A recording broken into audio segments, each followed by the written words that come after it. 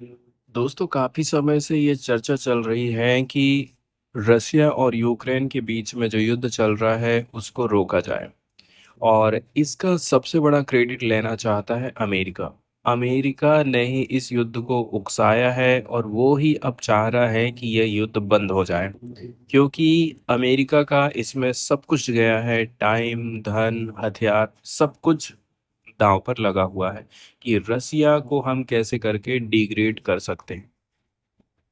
अभी हाल फिलहाल में युद्ध को रोकने के लिए अलास्का में दोनों महाशक्तियों की बैठक होती है, मीटिंग होती है, Russia and Ukraine sorry America के बीच में। ट्रंप ने कहा है कि सोमवार को यूरोपीय लीडर के साथ में बातचीत हुई है। अब मेरी ये कोशिश रही है कि भाई रसिया के साथ यूक्रेन की मैं बातचीत करा दूं, डायरेक्ट बायलैटरल मीटिंग हो जाए। इसके बाद एक और मीटिंग होगी जिसमें वे ट्रंप खुद शामिल होने वाले हैं। मतलब अभी दो मीटिंग में वो खत्म करना चाहते हैं सब कुछ। अब बात आ जाती है कि यूक्रेन की सुरक्षा की गारंटी कौन लेगा। ट्रंप ने बोला है कि मैंने राष्ट्रपति पुतिन को फोन किया है और हम जेलेंस्की के साथ मीटिंग तय करने की कोशिश कर रहे हैं। देखते हैं कि आगे क्या होता है। इसके अलावा डोनाल्ड ट्रंप का कहना है कि हो सकता है पुतिन पीछे हट जाएं, लेकिन मुझे उम्मीद है पुतिन अच्छा व्यवहार करेंगे, वरना स्थिति बहुत ज्यादा रफ हो जाएगी। साथ ही उन्होंने ये भी कहा है कि जेलेंस्की को भी थोड़ा सा फ्लेक्सिबिलिटी दिखाने की जरूरत है। यूक्रेन की भविष्य की सुरक्षा के अलावा, ठीक है, युद्ध को खत्म करना भी यहाँ पर काफी इम्पोर्टेंट हो जाता है। ट्रंप का कहना है कि यदि पुतिन पीछे हट जाते हैं तो मामला फिर काफी ज्यादा बिगड़ जाएगा। मतलब दोनों पार्टीज को थोड़ा कंप्रोमाइज करना पड़ेगा ताकि ये जो डील है वो पॉसिबल हो पाएगी। यूक्रेन की फ्यूचर सिक्योरिटी गारंटीज तो एक इश्यू है ही, लेकिन वार खत्म करने का दूसरा बड़ा मुद्दा है वो लैंड जो रसिया ने कब्जा कर लिया है। मतलब सिक्योरिटी के अलावा सबसे बड़ा क्वेश्चन है रसिया के द्वारा कब्जा किए गए एरियाज का फ्यूचर स्टेटस क्या होगा। ट्रंप ने तो ये बात बोल दिया है भाई कि यूक्रेन को ये मान लेना चाहिए कि उसके खोई हुई जमीन वापस नहीं मिलेगी, जिसमें ईस्टर्न डोनबेस रीजन भी शामिल है, ये जो रेड कलर से आप देख रहे हैं। लेकिन बदले में यूक्रेन को शांति जरूर मिल जाएगी। मतलब टेरिटोरी छोड़ो, बदले में युद्ध रुक जाएगा।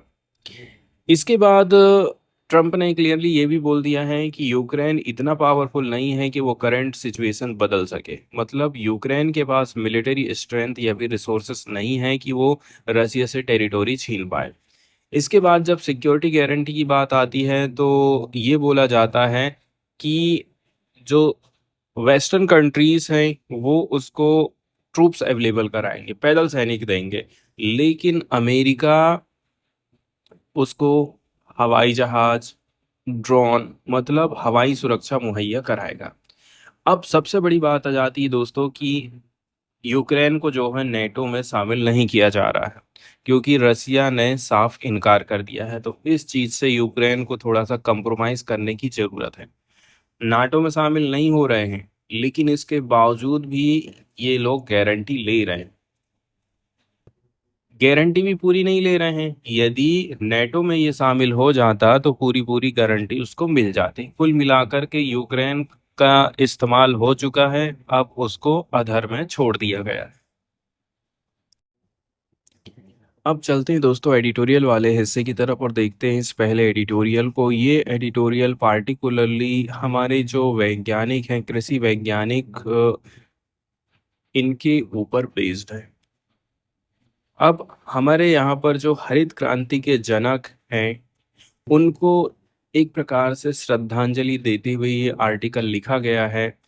इसमें बताया जाता है कि हमारे देश में जो हरित क्रांति आई है उसके पीछे आखिर किसका हाथ रहा है, कौन कौन सी दिक्कतों को सामना करना पड़ा था पॉलिटिकल लीडर्स को, वैज्ञानिकों को। और आज के टाइम में भी यदि कोई रिसर्च एग्रीकल्चर के सेक्टर में होगी तो उसमें कौन कौन से सुधार करने की हमें जरूरत है ताकि कृषि के क्षेत्र में भारत और भी ज्यादा अग्रणी हो सके। शुरुआत जो करी जाती है दोस्तों भारत के विकसित भारत के विजन के साथ में। यहाँ सबसे पहले विकसित भारत एस्पायरेशंस मतलब भारत को विकसित देश बनाने की इच्छा की बात हो रही है। राइटर का कहना है कि इस बड़े विजन को अचीव यदि करना है तो इसके लिए हमारे पास मजबूत वैज्ञानिक होने चाहिए। आज भारत को यदि आत्मनिर्भर बनाना है, न्यू डिजिटल इकोनॉमी, क्योंकि हमारे देश की इकोनॉमी आज के टाइम में डिजिटल टेक्नोलॉजी से चलेगी। इस क्षेत्र में हमें आत्मनिर्भर होना बहुत ज़्यादा ज़रूरी है। इसके बाद वो कंपैरिजन करते हैं कि जैसे कि 1960 के दशक में भारत ने फूड सिक्योरिटी में सफिशिएंसी हासिल कर ली थी। 1960 के दशक में आप देखेंगे तो ठीक इसी प्रकार से आज भी हमें उस घटना से इंस्पायरेशन लेनी चाहिए। उस समय एमी स्वामीनाथन ने ये काम किया था और उन्हीं को हम फादर ऑफ ग्रीन रिवॉल्यूशन बोलते हैं। वो सबके लिए एक लिविंग हीरो थे। इस साल उनकी जन्म शताब्दी मतलब 100वां बर्थ एनिवर्सरी मनाई जा रही है। इस पर एक नई बायोग्राफी पब्लिश हुई है जिसका नाम है M S Swaminathan, the man who fed India, जिसको प्रियंबदा जयकुमार ने लिखा है। मतलब जैसे 1960 में स्वामीनाथन ने भारत को फूड में आत्मनिर्भर बनाया ना, वैसे ही आज डिजिटल इकोनॉमी और साइंस के क्षेत्र में हमें आत्मनिर्भर बनने की जरूरत है। अब प्रियंबदा जयकुमार को एम एस स्वामीनाथन से पर्सनल और प्रोफेशनल दोनों ही एस्पेक्ट पर बातचीत करने का मौका मिला था। इसी के बेस पर उन्होंने ये किताब लिखी है जो एक बहुत ही अच्छी है और इंटरेस्टिंग है। लेकिन इस आर्टिकल का मेन फोकस बायोग्राफी रिव्यू करना नहीं था, बल्कि स्वामीनाथन के एक्सपीरियंस से कुछ हमें सीख लेना है। राइटर का कहना है इस बुक से हम बहुत सारी चीजें सीख सकते हैं और आगे के टाइम में भारत वैज्ञानिक प्रगति कर सकता है। यहाँ पर मेटाफोरिकली बोला जा रहा है कि जैसे खेत में बीज बोने से फसल आती है, ठीक वैसे ही एक आइडिया का बोझ बोया गया था जिसने बाद में ग्रीन रिवॉल्यूशन को जन्म दिया था। ग्रीन रिवॉल्यूशन की सफलता का मुख्य रीजन था वैज्ञानिक एडवांसमेंट, मतलब उस टाइम में साइंस काफी अच्छा प्रगति कर रहा था। ये बुक बताती है कि ऐसे ब्रेक थ्रू एक साइंटिस्ट अकेले लैब में बैठ करके नहीं कर सकता है। इसमें सब लोगों को कोलैबोरेशन चाहिए। साइंटिस्ट के बीच में क्रॉस फर्टिलाइजेशन ऑफ आइडियाज होना चाहिए। लेकिन प्रॉब्लम थी कि अगर फर्टिलाइजर और इनपुट का यूज करेंगे तो वीट प्रोडक्टिविटी बढ़ सकती है। प्रॉब्लम ये है कि हमें प्रोडक्टिविटी बढ़ाना है। प्रोडक्टिविटी कैसे बढ़ाएंगे? केमिकल्स फर्टिलाइजर का यूज कर सकते हैं। दिक्कत ये है कि जैसे ही ग्रेन्स का वजन बढ़ता है, दाने का वजन बढ़ता है, गेहूं का जो पौधा होता है वो झुक करके गिरना चालू कर देता है। वेट बढ़ने से प्लांट की जो लंबी डंठल है वो झुक जाती है और गिर जाती है, जिसको लॉजिंग बोलते हैं इंग्लिश में। स्वामीनाथन ने कोशिश किया था कि रेडिएशन टेक्निक से जेनेटिक म्यूटेशन डेवलप करें ताकि डंठल हमारा मजबूत हो जाए, लेकिन ये अप्रोच सक्सेसफुल नहीं हो पाई। ठीक है। यहाँ पर बताया जाता है कि अकेले काम करके हम सॉल्यूशन नहीं निकाल सकते हैं और रेडिएशन वाला तरीका भी हमारा फेल हो गया। इसके बाद एक जापानी साइंटिस्ट की बात करी जाती है। वो दिल्ली आते हैं और उन्होंने स्वामीनाथन को बताया था कि जापान में एक ड्वार्फ व्हीट वैरायटी, मतलब छोटी लेकिन मजबूत डंठल वाली गेहूं डेवलप करी गई है। इसकी खासियत ये थी कि छोटी है, इसका डंठल स्ट्रॉन्ग है, स्टार्क, एंड जो ग्रेन्स है, इसके जो ग्रेन्स का वेट इसका डंठल झेल सकता है। स्वामीनाथन ने पता लगाया कि ये वैरायटी अमेरिका ले जाई गई है, जहां एक सीड ब्रीडर उस पर काम कर रहे हैं। अब लेकिन वो जो ब्रीडर हैं एक विंटर वैरायटी बना रहे हैं। हमारे यहाँ तो विंटर का मौसम ज़्यादा रहता नहीं है, ये अनसुटेबल है। फिर स्वामीनाथन को पता चल गया कि नॉर्मन बोरलाग मैक्सिको में एक ऐसी वैरायटी पर काम कर रहे हैं जो इंडिया के हिसाब से बढ़िया है। लकी कोइंसिडेंस, स्वामीनाथन पहले से ही बोरलॉग से यूएस में एक सेमिनार पर मिल चुके थे। उन्होंने बोरलॉग को कन्विनेंस किया और मैक्सिकन वीट सीड्स की छोटी क्वांटिटी इंडिया को बोला कि आप भेजिए। अब इसका इसके ऊपर प्रैक्टिकल होता है। बढ़िया पैदावार हुई। स्वामीनाथन का कहना है कि बोरलॉग इंडिया आए ताकि ये वैरायटीज इंडियन कंडीशन के हिसाब से और हम अच्छे तरीके से अडॉप्ट कर सकें। इसके बाद स्वामीनाथन ने 1960 में बोरलॉग को इनवाइट किया। ठीक है।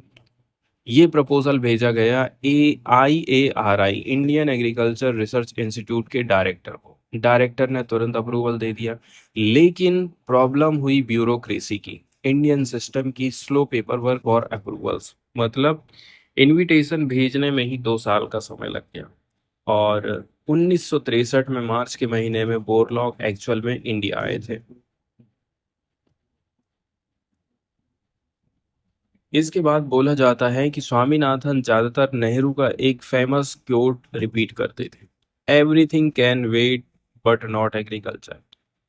पूरा कोई भी चीज इंतजार कर सकती है, लेकिन हमें एग्रीकल्चर के सेक्टर में कभी देरी नहीं करनी चाहिए। लेकिन ब्यूरोक्रेसी में जो डिले हो रहा है, नेहरू जी इसको नहीं जानते थे। राइटर का कहना है कि सोचने वाली बात यह है, अगर ग्रीन रिवॉल्यूशन 2 साल पहले आ गया होता ना, तो भारत न जाने कितने फायदे में पहुंच गया होता।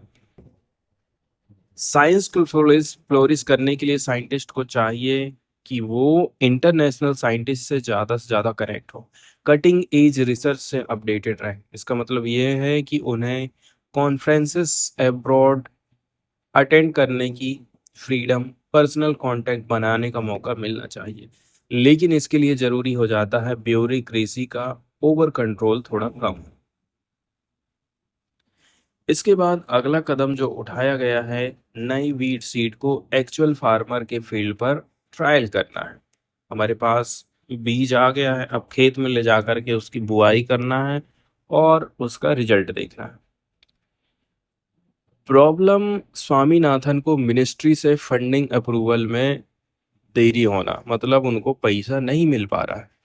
1964 में फिर लाल बहादुर शास्त्री प्राइम मिनिस्टर बने और उन्होंने एग्रीकल्चर को टॉप प्रायोरिटी दिया।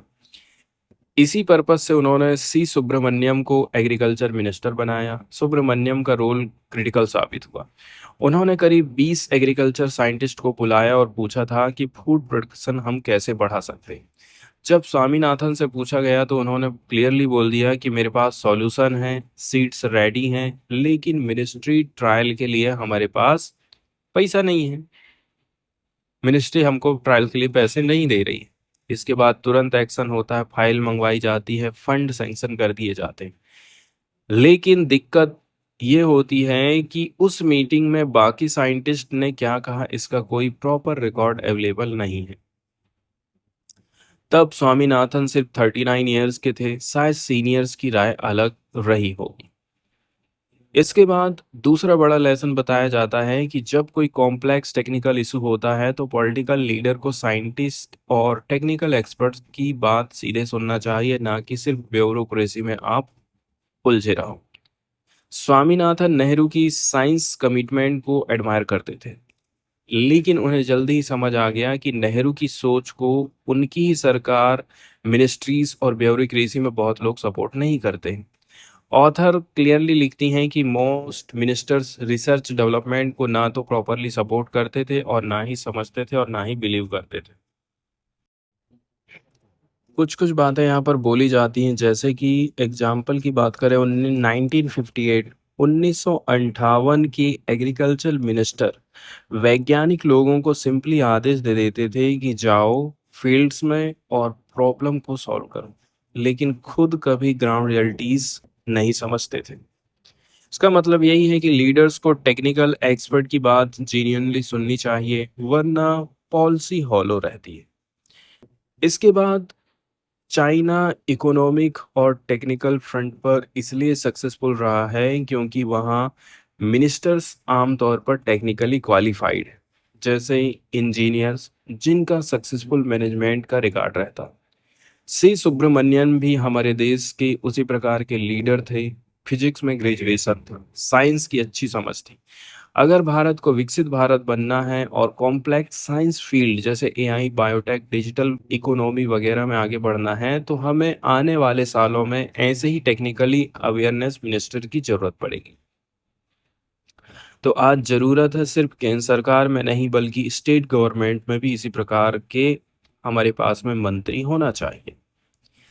इसके बाद फील्ड में जो ट्रायल्स रहा था सफल हो गया। अब अगला कदम है पूरे देश में ग्रीन रिवॉल्यूशन लागू करना है। इसके लिए सबसे ज़्यादा ज़रूरी है कि हमारे देश में 18,000 टन हम गेहूं क्या करें, इंपोर्ट करें।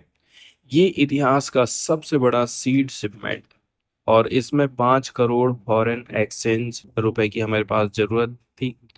लेकिन अपोजिशन कई तरफ से आई। फाइनेंस मिनिस्ट्री ने विरोध किया, बोला कि इतना फॉरेन एक्सचेंज रिलीज करने से उन्हें प्रॉब्लम होगी। प्लानिंग कमीशन ने इसका विरोध किया। उनका मानना था कि ये जो नए बीज आप मंगवा रहे हैं शायद एग्जिस्टिंग इंडियन वेराइटीज से बेहतर परफॉर्म नहीं करेंगे।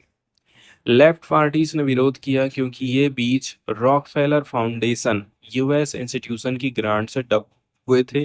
तो आइडियोलॉजिकल ऑब्जेक्शन यहाँ पर लिया जाता है। इसके बाद prime minister Lal Bahadur Shastri naturally confuse हो रहे हैं क्योंकि चारों तरफ कन्फ्लिक्टिंग ओपिनियन है। स्वामीनाथन ने उन्हें IARI पर्सनली विजिट करने के लिए बोला ताकि वो खुद वीट का रिजल्ट देखें। शास्त्री ने जब क्रॉप परफॉर्मेंस देखा तो वो कन्विंस्ड हो गए। नतीजा ये था कि सीड इंपोर्ट अप्रूवल मिल गया। लेकिन ट्रेजेडी ये हुई थी कि शास्त्री जी की जनवरी 1966 में डेथ हो जाती।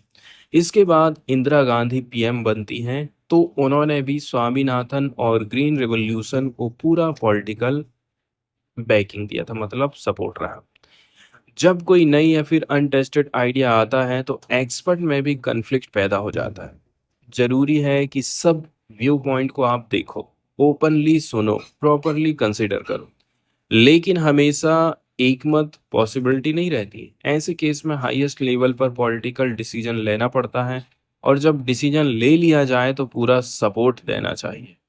लेकिन साथ ही साथ उस एफर्ट्स को इन इंडिपेंडेंट मॉनिटरिंग और जरूरी कोर्स करेक्शन भी मिलना चाहिए।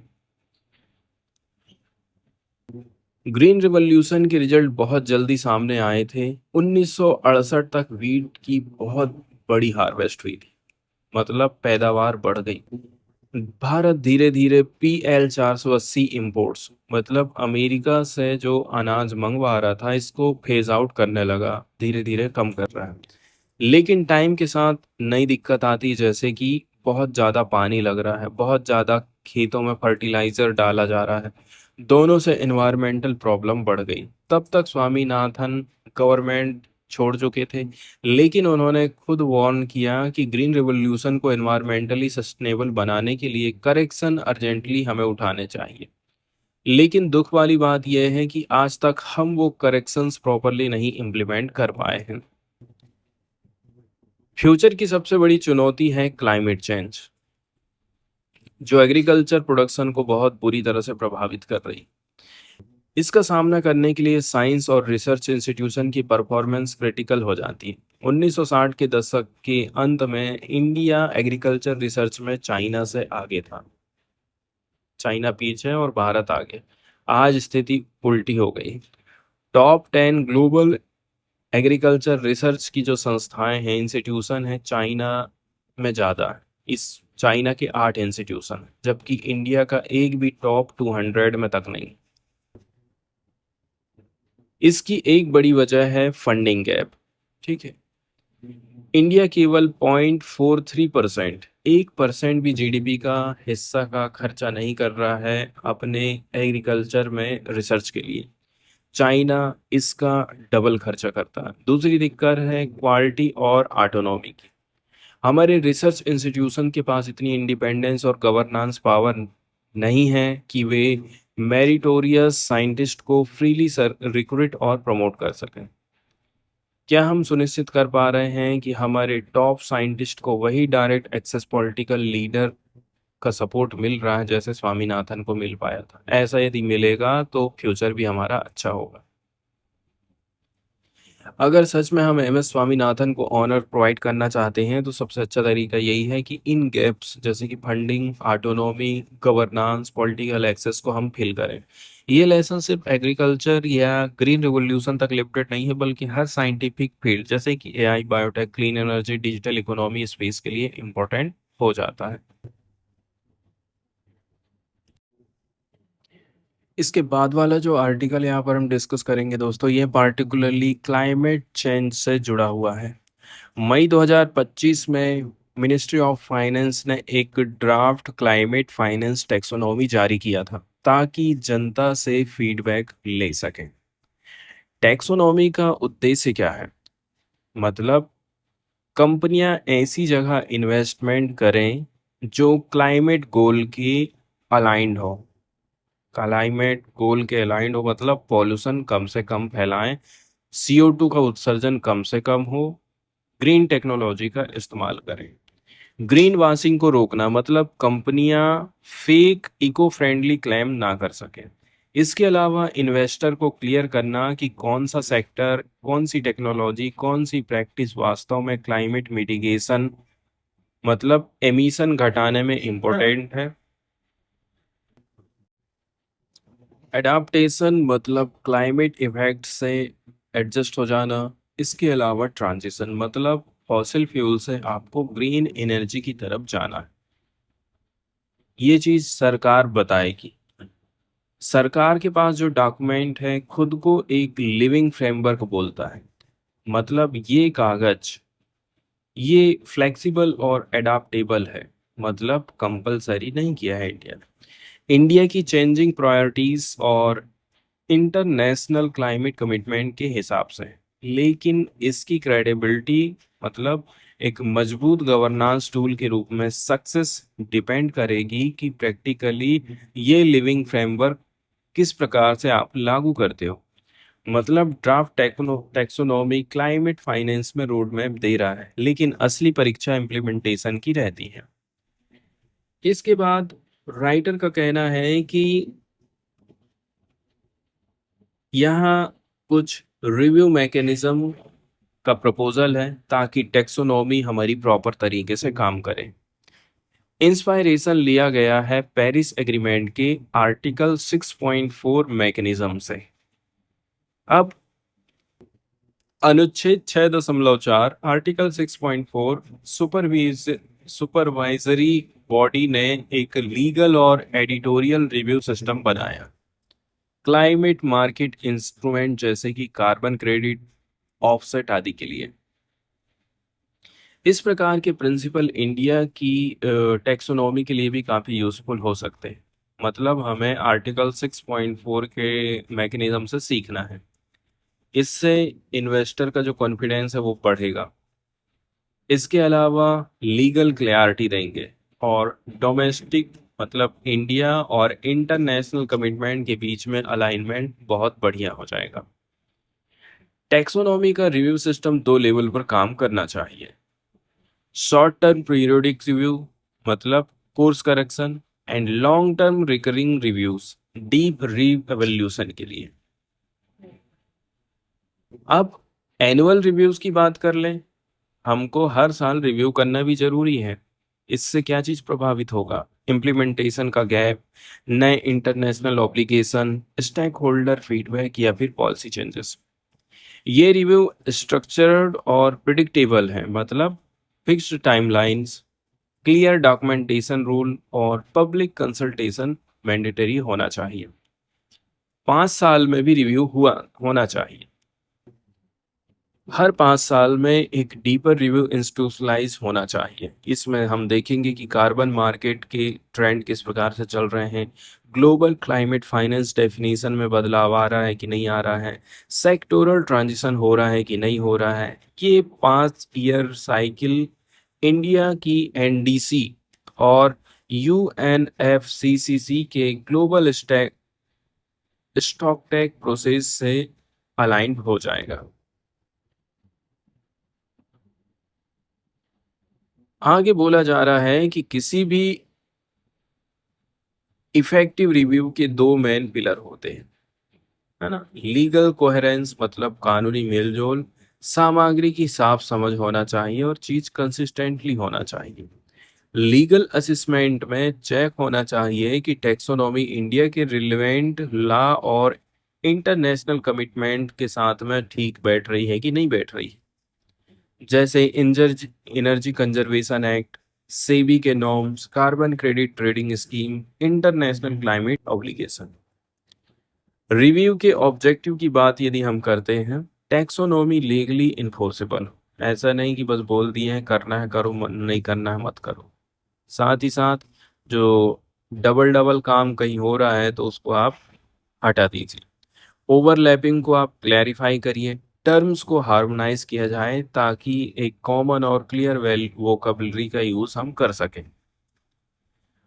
जब रिव्यू किया जाता है तो ये देखना है कि टैक्सोनॉमी के मैंडेट्स दूसरे इकोनॉमिक फिजिकल टूल से कैसे करके जुड़ते हैं। जैसे ग्रीन बॉन्ड के साथ में जोड़ कर देखो, ब्लेंडेड फाइनेंस स्कीम के साथ जोड़ करके देखो, इन्वायरमेंटल रिस्क डिस्क्लोजर के साथ में जोड़ करके आपको देखना है। दूसरा हिस्सा होता है सब्सटेंसिव एडिटोरियल रिव्यू का। ये क्यों है? ताकि जो टैक्सोनॉमी अभी सरकार कागज तैयार करी है कि कंपनियों को कौन से काम करना चाहिए, रीडेबल रहे, सिर्फ एक्सपर्ट नहीं कॉमन स्टेक होल्डर भी इस चीज को समझ सके, कोहेरेंट और टेक्निकली प्रिसाइज रहे। डेफिनेशन को लगातार अपडेट करना चाहिए ताकि वे इवॉल्विंग मार्केट स्टैंडर्ड को रिफ्लेक्ट करें। एक्सपर्ट प्लस नॉन एक्सपर्ट दोनों के लिए ये चीज यूजेबल होना चाहिए। जहाँ कहीं भी टेक्सोनॉमी में क्वांटिटेटिव थ्रेशोल्ड दिए जाते हैं कि भाई green house gas emission reduction target इतना है, इतना परसेंट करना है, इतना किलो करना है, या एनर्जी एफिशिएंसी बेंचमार्क इतना रहेगा, आप इतना क्यों कर दिए हैं। मार्केट मतलब ये है कि टारगेट स्टैटिक नहीं होना चाहिए बल्कि साइंटिफिक एविडेंस और ग्राउंड फीडबैक से रिफाइन होते जाना चाहिए। टैक्सोनॉमी सिर्फ बड़ी कंपनियों तक आप लिमिटेड मत रखिए, रिव्यू को इंश्योर करना होगा कि ये एक्सेसिबल हो, जैसे कि एमएसएमई के लिए, इनफॉर्मल सेक्टर के लिए, वल्नरेबल कम्युनिटीज के लिए। क्यों? ये sector net zero goal achieve करने में अभी उतने ज़्यादा मजबूत नहीं है, लेकिन इनको कई सारे प्रैक्टिकल बैरियर फेस करने पड़ते हैं। इसलिए आपने जो कागज़ तैयार किए हैं इसके लिए आप एकदम सिंपल एंट्री पॉइंट दो। इसके अलावा धीरे धीरे अडॉप्ट करने के लिए आप टाइम दीजिए। साथ ही साथ एग्रीकल्चर और स्मॉल मैन्युफैक्चरिंग सेक्टर के लिए रियलिस्टिक टारगेट आप तैयार करिए। ऐसा नहीं कि ये लोग कभी तैयार ही ना हो पाए, ऐसा काम बिल्कुल नहीं करना है। इसके बाद बात आ जाती है फाइनेंस की। रिव्यू प्रोसेस को स्मूथ चलाने के लिए फाइनेंस मिनिस्ट्री ऑफ फाइनेंस को एक परमानेंट यूनिट बनाना चाहिए या फिर एक्सपर्ट कमेटी आप बना लो। इस कमेटी में आपको बैठाना है फाइनेंस रेगुलेटर को, क्लाइमेट साइंस इंस्टीट्यूशंस को, लीगल एक्सपर्ट रहेंगे, सिविल सोसाइटी के लोग भी बैठेंगे। ट्रांसपेरेंसी लाने के लिए पब्लिक डैशबोर्ड आप बना सकते हैं जहां से आप इनपुट कलेक्ट करेंगे, इम्प्लीमेंटेशन एक्सपीरियंस रिकॉर्ड करेंगे, रिव्यू रिपोर्ट पब्लिश करने के लिए। ठीक है, ये सारी चीज़ें बहुत ज़्यादा जरूरी है। हर साल की एनुअल रिव्यू समरीज और हर 5 साल में रिवीजन प्रपोजल पब्लिक के लिए इजी एक्सेसिबल आप करिए। बेहतर यही होगा कि कंसोलिडेटेड फॉर्मेट, मतलब एक ही जगह सब चीज़ रख दो। इससे इन्वेस्टर को फायदा होगा, लोग आसानी से एक्सेस कर पाएंगे। ठीक है, carbon market mechanism, disclosure obligation, green bond framework, सब के बारे में बेहतर समझ हो पाएगी, इंस्ट्रूमेंट अच्छे आ पाएंगे। टेक्सोनॉमी जब लॉन्चिंग हो रही है तो इंडिया के क्लाइमेट फाइनेंस इकोसिस्टम में बहुत सारे पैरेलल डेवलपमेंट चल रहे हैं। जैसे कि कार्बन क्रेडिट ट्रेडिंग स्कीम हमारे देश में चालू हो जाएगी। मतलब किसी ने ज़्यादा उत्सर्जन किया है तो ऐसी कंपनी जिसने कम किया है उससे उसको पॉइंट खरीदने होंगे। जैसे ए कंपनी ने 120 कर दिया, सामने वाली कंपनी ने 80 किया है, लिमिट है 100 की, उससे आप 20 पॉइंट ले लो। इसको बढ़ावा देने का मतलब यही है कि हम कंपनियों को मजबूर करें कि आप पॉल्यूशन कम करो, और जो पॉल्यूशन कम कर रही है उसको रिवार्ड देंगे पैसे के रूप में। अगर टैक्सोनॉमी हमारी वीक रहेगी या फिर ओपेक रहेगी तो ये सारे जो इफोर्ट्स हैं ना अभी चल रहे हैं ये सब फीके पड़ जाएंगे। हमारे देश में ग्रीन बॉन्ड आने वाला है, पब्लिक इन्वेस्टमेंट पर प्रेशर बढ़ रहा है कि वो लॉन्ग टर्म क्लाइमेट गोल के साथ में अलाइन हो। ये वाला जो हाल फिलहाल में अभी सुप्रीम कोर्ट के ऊपर जजमेंट चल रहा है दोस्तों, ये बहुत ज़्यादा इम्पोर्टेंट है। सुप्रीम कोर्ट ने राज्य सरकार और राज्यपाल के बीच में डिबेट को विवाद को कम करने के लिए, ख़त्म करने के लिए एक जजमेंट दिया था, जिसमें बोला था आपके पास में 3 महीने का टाइम है, या तो आप अपनी सहमति दो, और सहमति नहीं देते हो तो वो बिल अपने आप पास माना जाएगा। राष्ट्रपति तो कभी विरोध नहीं करता है, वो तो हमेशा अपना साइन मार देता है। तो फिर राज्यपाल क्यों ऐसा करते हैं? क्योंकि राज्यपाल जो है केंद्र सरकार का आदमी है, सरकार गिराना है, कैसे भी करके कहना चाहिए सरकार को परेशान करना है। ये सब चीजें नहीं होना चाहिए। अभी बैकग्राउंड की बात करें, यदि हम तमिलनाडु की यहाँ पर बात करेंगे, तमिलनाडु में 10 स्टेट बिल 2020 से गवर्नर के पास असेंट के लिए पेंडिंग पड़े थे। चुपचाप गवर्नर बैठे हैं, ना तो सहमति दे रहे हैं, ना रिजेक्ट कर रहे हैं, ना ही आप राष्ट्रपति को भेज रहे हैं। यानी एक तरह की कॉन्स्टिट्यूशनल डेडलॉक, साइलेंस की स्थिति बन गई है। इस स्थिति को सुप्रीम कोर्ट ने इग्रेगियस बोला, अत्यधिक गंभीर और असामान्य बोला था। 8 अप्रैल 2024 सुप्रीम कोर्ट का जजमेंट आया है तमिलनाडु गवर्नर के केस में। एक डिवीजन बेंच में जिसमें 2 लोग बैठे थे, उन्होंने क्या बोला? गवर्नर और प्रेसिडेंट इनडेफिनेट डिले नहीं कर सकते। कोर्ट ने पहली बार बोला कि आपके पास 3 महीने का डेडलाइन है अंडर द आर्टिकल 200 और 201, राज्यपाल के लिए भी और गवर्नर उसके लिए भी, राष्ट्रपति के लिए। आप एक्शन नहीं लेते हैं तो डीम्ड एसेंट मानी जाएगी, मतलब ऑटोमेटिक अप्रूवल हो गया है। कोर्ट ने अपनी एक्स्ट्रा ऑर्डिनरी पावर का इस्तेमाल किया था, आर्टिकल 142 का यूज किया था, करके कॉन्स्टिट्यूशनल साइलेंस को फिल कर दिया। ये बहुत बड़ा कदम था, क्योंकि कॉन्स्टिट्यूशन में ऐसा एक्सप्लिसिट टाइम लिमिट अभी लिखा नहीं है संविधान की किताब में, इसलिए ये जजमेंट बहुत ज़्यादा इम्पोर्टेंट माना जाता है। Hearing before CJI BR Gavai's bench. Bench की ऑब्जर्वेशन क्या है? सुप्रीम कोर्ट ने तमिलनाडु के केस में शायद एग्रीगियस सिचुएशन को रिजोल्व करने के लिए ही डीम्ड एसेंट का रास्ता अपनाया, पर बेंच ने क्लियरली बोल दिया है कि ये रेफरेंस बेंच तमिलनाडु केस को ओवररूल करने के लिए नहीं बैठी है, बल्कि केवल प्रेसिडेंट के सवालों पर ओपिनियन देगी। हम पुराने जजमेंट को चेंज नहीं करेंगे। जजेस की कमेंट क्या था?